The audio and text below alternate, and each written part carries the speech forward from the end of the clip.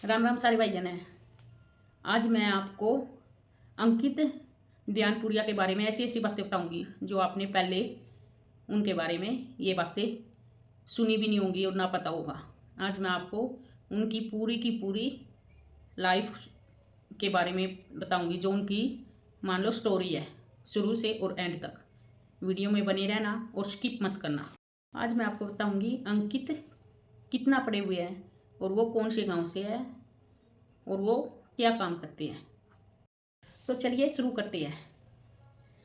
इनका नाम अंकित बयानपुरिया है और इनकी उम्र है 24 साल और इनके गांव का नाम है बयानपुरिया, जो सोनीपत ज़िले में है।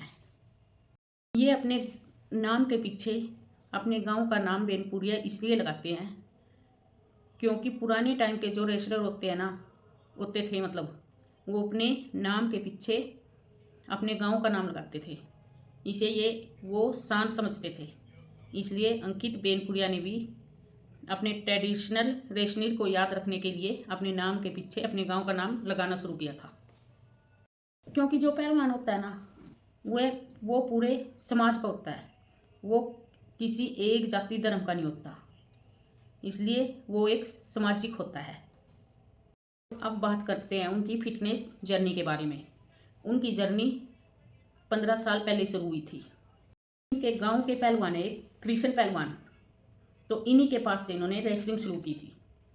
रेसलिंग इन्हें इसलिए शुरू की थी क्योंकि इनके पिताजी को रेसलिंग करना पसंद था, इसलिए उन्होंने रेसलिंग शुरू की थी। अंकित बचपन में बहुत कमज़ोर थे शरीर से, दुबले पतले से, तो इनकी पढ़ाई में वैसे बहुत अच्छे थे अंकित, तो इनकी पढ़ाई लिखाई गांव के ही सरकारी स्कूल से हुई थी। इन्होंने अपना पहला रेसलिंग कंपटीशन अपनी यूनिवर्सिटी 2017 से की थी और इन्होंने अपनी ग्रेजुएशन भी दयानंद यूनिवर्सिटी जो सोनीपत में है वहाँ से की थी। वैसे तो ये यूट्यूब पे इनकी जर्नी आज से 6-7 साल पहले इन्होंने शुरू की थी, लेकिन उन्होंने शुरू में वीडियो बनाई, कुछ भी उठा के बना ली, कॉमेडी वीडियो बना ली, जैसे किसी के भी साथ बना ली। पहले ऐसी वीडियो बनाते थे, उस पर 2-4 व्यूज आते थे, मतलब इतनी सक्सेसफुल नहीं हुई थी उस टाइम। तो उन्होंने उस टाइम 1 साल यूट्यूब चैनल चलाया, फिर बीच में उन्होंने 5 साल बिल्कुल अपना चैनल बंद कर दिया, मतलब कुछ भी नहीं उस पर डाला। तो उसके बाद अभी उन्होंने मतलब 3-4 महीने हो गए ये सक्सेस मिली है, तो अभी स्टार्ट किया था उन्होंने दोबारा चैनल अपना। तो एक दिन ये अपने फ़ोन पे यूट्यूब पे वीडियो देख रहे थे, तो इनके सामने एक चैलेंज आया 75 आर्ट चैलेंज।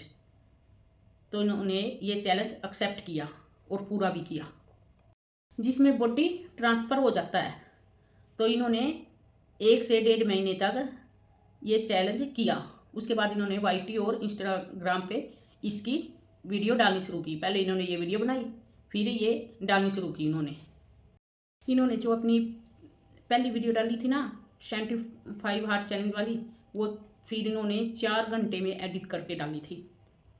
और उसके लिए इन्होंने जैसे इस चैलेंज के लिए जो जिम वाले होते हैं वो प्रोटीन वगैरह खाते हैं, क्या पता क्या क्या चीज़ें खाते हैं, अंडे वगैरह, और इन्होंने कुछ भी नहीं, मतलब सारा ही अपना देसी खाना खाया था। बादाम वगैरह, कुंडी होती है एक, मतलब गांव में कुंडी कहते हैं उसको, कुंडी छोटा, उसमें ये बादाम रगड़ते थे और वो दूध दही, ये इससे इन्होंने अपना 75 आर्ट चैलेंज कंप्लीट किया था। ये था इनका 75 आर्ट चैलेंज, और इसी से इनको मतलब इतनी मशहूर हुए इसी चैलेंज से। और फिर ये मान लो इनका एक गाना भी आया एलिस यादव के साथ, और फिर ये इनके इंटरव्यू होने लग गए, जैसे ये YT पे इतने मशहूर हो गए। तो उसके बाद इन्होंने हमारे प्रधानमंत्री नरेंद्र मोदी जी के साथ भी कुछ समय उनसे भी मिलने गए थे, बिताया था उनके साथ, साफ़ सफाई वगैरह किया था। आज तक कोई भी मतलब यूट्यूबर ऐसे नहीं हमारे प्रधानमंत्री के पास गए, और ये गए थे क्योंकि ये एक गांव में रह के सिंपल, जैसे गांव के आदमी होते हैं, मान लो लोग होते हैं, वो बिल्कुल सिंपल और साधारण होते हैं। तो ये भी वही सिंपल और साधारण थे, और इनका इनकी इसी सिंपलिसिटी की वजह से ये इतने मशहूर हुए। मान लो इन्होंने कुछ भी दिखावा न किया, जैसा इनका घर है, माता पिता है, ऐसे इन्होंने सब कुछ दिखाया। कोई तो इतने बड़े बड़े यूट्यूबर होते हैं, वो मान लो सामने कुछ होते हैं और दिखाते कुछ और है, जैसे टीवी सीरियल होते हैं। लेकिन इन्होंने कुछ भी मतलब नाटक वगैरह कुछ नहीं किया, जो थे ये सबके सामने थे, इसलिए इतने पॉपुलर हुए। अब ये इतने पॉपुलर हो गए हैं, सब इनके 75 चैलेंज को ऐसे ही आगे बढ़ा रही है भाई, थोड़ा सा में भी कामयाबी मिल जाए। अब इनके पास सारा कुछ है, कामयाबी भी है, अब इन्होंने अभी अपनी नई गड्डी भी ली है, पैसे भी हैं। तो कहते हैं ना, मेहरबान होता है ना भगवान जब किसी पे, लक्ष्मी माता ऐसे ही मेहरबान होती है। लेकिन इन्होंने मेहनत की है, ये तो बात माननी पड़ेगी, इन्होंने बहुत मेहनत की है। और अब बात करते हैं भाई, ये यूट्यूब से आने से पहले क्या काम करते थे। ये यूट्यूब पे आने से पहले दिहाड़ी मजदूरी करते थे, 12-12, 13-13 घंटे की है उन्होंने दिहाड़ी मजदूरी। और अंकित ने जोमेटो में भी जॉब की है, मतलब 5-6 महीने जॉब किया है जोमेटो में भी। और अंकित के पिताजी है वो मजदूरी करते हैं अभी भी, दिहाड़ी मजदूरी।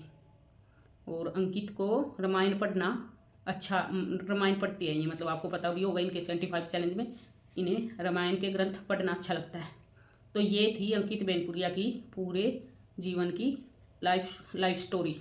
तो आप बताना आपको ये स्टोरी कैसी लगी, कमेंट में बताना ज़रूर। कमेंट करना और मेरे चैनल को लाइक और सब्सक्राइब भी कर देना और बेल आइकन भी दबा देना।